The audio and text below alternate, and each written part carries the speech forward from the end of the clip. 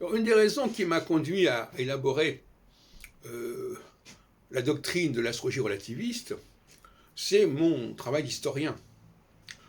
Et l'historien sait à quel point rien n'est décidé à l'avance, à quel point c'est souvent très aléatoire que ceci arrive ou pas, etc.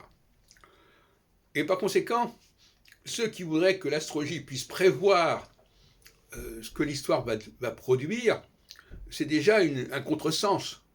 C'est déjà une vision très scolaire de l'histoire. Ça devait arriver comme ceci, ça devait arriver comme cela. Et il semble que Barbault ait été victime de cette vision un peu scolaire de l'histoire, et croire qu'on pouvait à l'avance savoir ce que l'histoire allait donner. Alors c'est faux.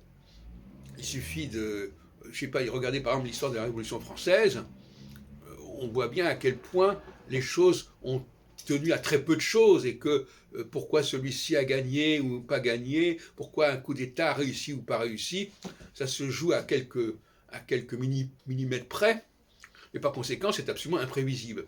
L'histoire est imprévisible. Ça c'est fondamental.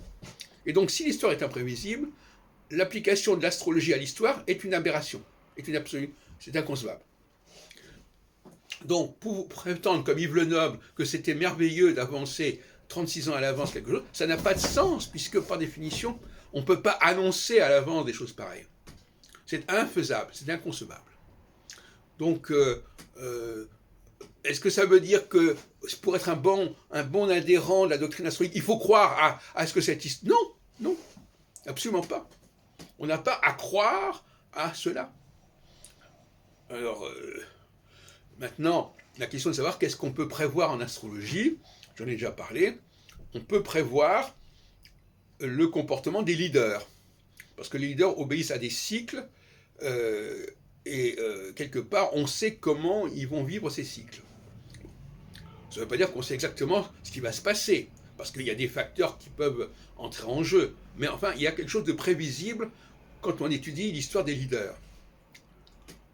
Mais on ne peut pas prévoir des événements historiques. Par exemple, 1989, s'il aurait pu y avoir d'autres leaders en lice, aussi bien du côté américain que du côté russe, etc., et les événements n'auraient pas eu lieu de la même façon. Et par conséquent, cette conjonction Saturne-Neptune n'aurait pas eu les mêmes effets selon les leaders, si tant est que cette conjonction Saturne-Neptune n'ait qu'une quelconque signification, ce qui est un autre problème.